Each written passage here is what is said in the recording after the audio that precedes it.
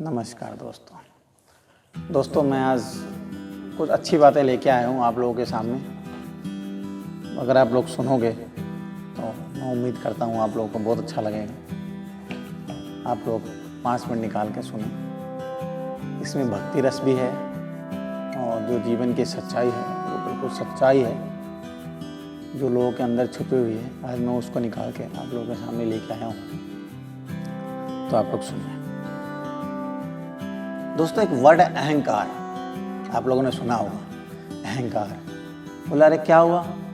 अरे यार देखना उसको, बड़ी उल्टी सीधी हरकतें करता है, बड़ा बेवकूफ़ हो गया है यार, पैसे आ गए हैं, बड़ा घमंडी हो गया है, सीधे मुंह बात नहीं करता। दोस्तों, अहंकार है ना, ईगो।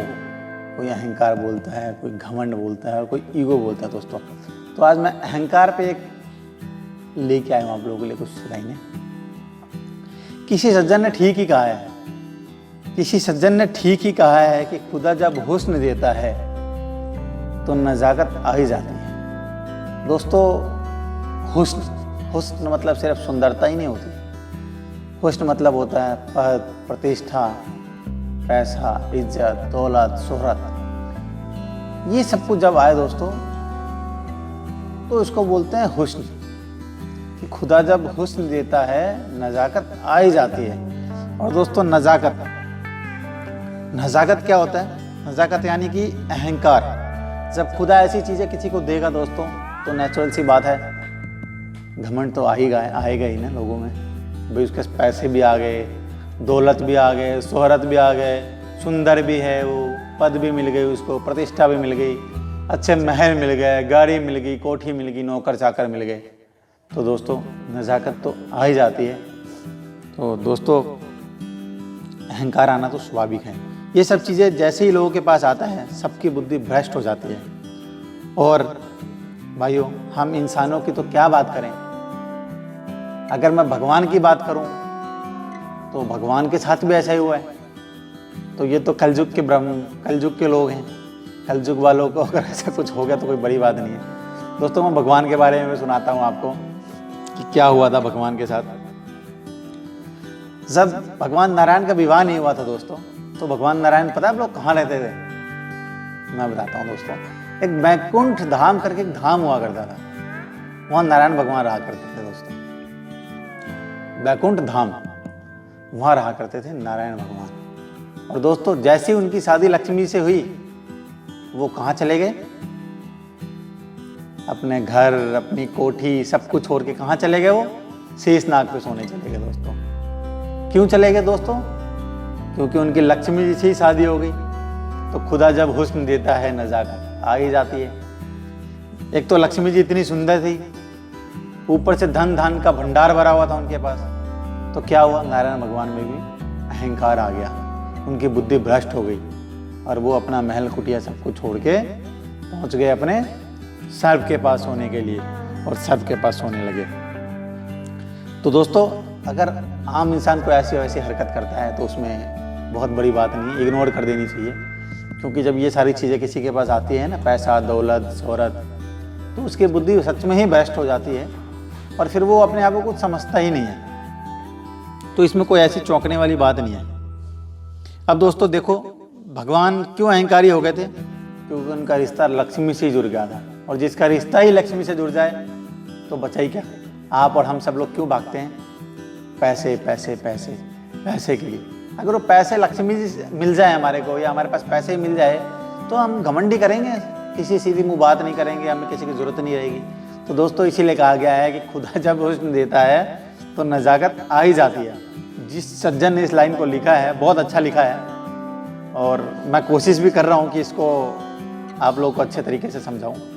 एक बात मैं और आप लोगों को कहना चाहूँगा कि जो नारायण जी थे, उनके नैन बहुत बड़े बड़े थे, कमल की तरह उनकी नैन थी। तो किसी एक सज्जन ने वैसे पूछ लिया उनसे कि महाराज, आपकी लक्ष्मी से शादी हो गई, नैन आपके कमल जैसे बड़े बड़े हैं, इतना सुंदर स्मार्ट हो, फिर आप सांप पे क्यों सोने चले गए? तो वो कुछ बोल ही नहीं पाए, वो हंसने लगे। तो दोस्तों, अंधरमा संबंध थे, अंधरमा संबंध ते होत न अचरज कोय। क्यों कमल नयन नारायण हो रहे सर पर सोए। क्यों कमल नयन नारायण हो रहे सर पर सोए। तो दोस्तों, जब नारायण जी की शादी लक्ष्मी जी से हुई थी तो इस टाइप की हरकतें करते थे। तो दोस्तों, इसलिए गांव समाज आस पड़ोस में कोई लोग अगर इस टाइप की हरकत करें आपके साथ तो आप उसको इग्नोर करें, आप उसको अपने दिल से ना लें। और आप सब लोग जितना कर्म हो सके ना, अपने कर्म को अच्छा करें।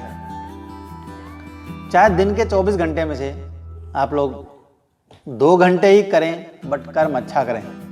गौ माता की सेवा करें, पहली रोटी गऊ को दें, आखिरी रोटी कुत्ते के लिए निकालें। दोस्तों एक छोटी सी कहानी मेरे को याद आई, मैं आप लोगों को सुनाता हूँ। एक डाकू था। वो डाकू पूरी जिंदगी उसने कोई अच्छा काम नहीं किया। हर कोई यही कहता था कि वे तो डाकू है यार, लूट रहा है, मार रहा है, काट रहा है। वो दोस्तों सच में वो डाकू ही था, तो कोई अच्छा काम नहीं करता था। तो जब वो मरा तो वहाँ भगवान ने उनसे पूछा कि भाई तुमने अच्छा क्या किया और बुरा क्या किया, उसकी लिस्ट बनाओ। तो डाकू हंसने लगा दोस्तों, कह रहा भगवान क्यों मजे ले रहे हो। बोला अरे आज तक मैंने सारे गलत काम किए हैं, अच्छा काम कहाँ से किया होगा मैंने। तो भगवान ने कहा अपने शिष्य से, कह रहे भाई जैसे मुंशी होते हैं ना अभी आजकल, अरे भाई इसकी खाता को निकाल, जरा देख इसने कोई तो अच्छा काम किया होगा यार पूरी जिंदगी में। मुंशी जी ने पेज पलटना शुरू किए किताबों के। बोला भगवान मिल गया। भगवान बड़े खुश हुए, डाकू भी खुश हुआ, यार मैंने कौन सा अच्छा काम कर लिया। तो भगवान ने कहा पढ़ के सुना इसने क्या अच्छा काम किया। बोला भगवान ये किसी के घर लूटने गया था और घर वाले सब सो रहे थे, तभी घर के बाहर एक बुढ़िया भूख से तड़पती हुई दिखी इस डाकू को। और इस डाकू के पास कुछ नहीं था दोस्तों, इसके पास एक पानी की बोतल थी। इसने उस बुढ़िया को उस पानी का बोतल दे दिया और बोला माता जी अभी मेरे पास खाने को कुछ नहीं है कि मैं आपको दे सकता हूँ। हाँ मैं इस घर में जा रहा हूँ लूटने के लिए, कुछ मिल गया तो मैं आपके लिए रोटी चावल जो भी मिलेगा फल फ्रूट ले आऊँगा, आपको दे दूंगा। फिलहाल मेरे पास एक पानी की बोतल है, आप अपनी प्यास इससे बुझा लो। और कह के वो डाकू चला गया। तो डाकू जब घर के अंदर गया, सामान लूटा, चोरी की, सब कुछ किया, अचानक उसके मन में आया कि यार तू क्या कर रहा है, ये सब काम तो बाद में भी कर लेगा तू। ये बुढ़िया घर के बाहर एक है, उसको कुछ खिला दे जाके। दोस्तों उसने सबसे पहले किचन में घुसा, तो पहले तो घर भी ऐसे हुआ करता था, महल जैसा, हवेली टाइप का। तो दोस्तों वो किचन से एक रोटी लेके जैसे ही बाहर को आया तो देखा बुढ़िया नहीं थी वहां पे। वो बेचारा उस रोटी को वहीं छोड़ दिया।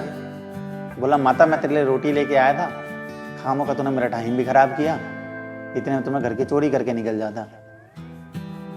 तो दोस्तों वो जो उसके कुछ सेकंड का जो अच्छा काम था, जो पानी का बोतल दिया और ये किया, ये भगवान की डायरी में नोट हो गया था दोस्तों। तो डाकू को बड़ा अचरज हुआ जब डाकू को भगवान ने ये बात बताई थी। और दोस्तों जो उसकी सजा नरक में 20 साल की थी, भगवान ने उसकी सजा को कम करके 2 साल कर दिया। तो दोस्तों मेरी भी आप सब लोगों से अपील है और हाथ जोड़ के विनती है कि दोस्तों अच्छा करें, कर्म जो भी करें अच्छा करें और कर्म करें, फल की चिंता ना करें। खामखा इसकी इधर उसकी उधर इन सब चीज़ों में ना पड़ें। जितना हो सके सबका भला करें, ना हो सके अपने लिए अपने परिवार के लिए जितना जिसके लिए कर सकते हैं करें। अननेसेसरी किसी की ज़िंदगी में बाधा ना बने।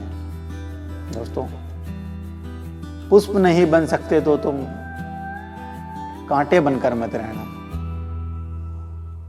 अगर आप पुष्प नहीं बन सकते तो आप कांटा भी मत बनिए। दोस्तों जितना हो सके सबके घर में दीप जलाइए। धन्यवाद। जय श्री राम।